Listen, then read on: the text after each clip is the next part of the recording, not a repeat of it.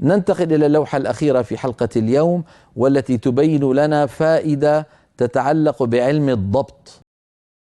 علم الضبط يعني ضبط المصحف الشريف.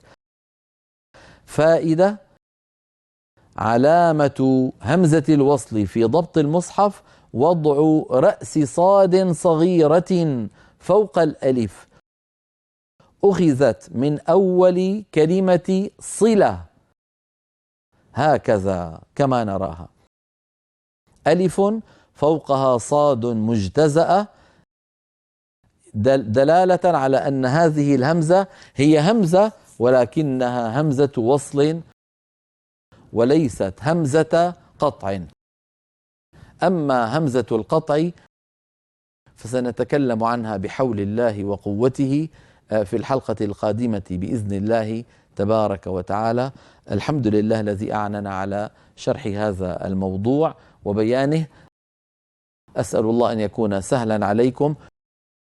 ألخصه بكليمات: همزة الوصل في الأفعال يبدأ بها بالضم إن كان الحرف الثالث مضموما ضما أصليا، وبالكسر فيما عدا ذلك. هذا أمر.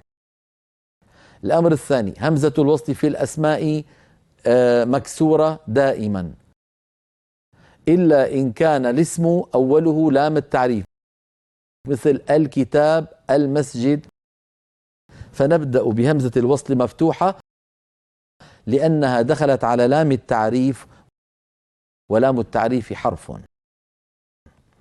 فإذا همزة الوصل في الحروف يعني في لام التعريف مفتوحة، في الأسماء مكسورة، في الأفعال دائرة بين الضم والكسر، ولا تكون همزة الوصل مفتوحة إلا في الحروف كما أسلفنا في لام التعريف.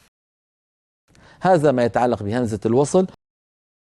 وأما همزة القطع فنرجئ الكلام عليها إلى الحلقة القادمة بإذن الله وحوله وقوته.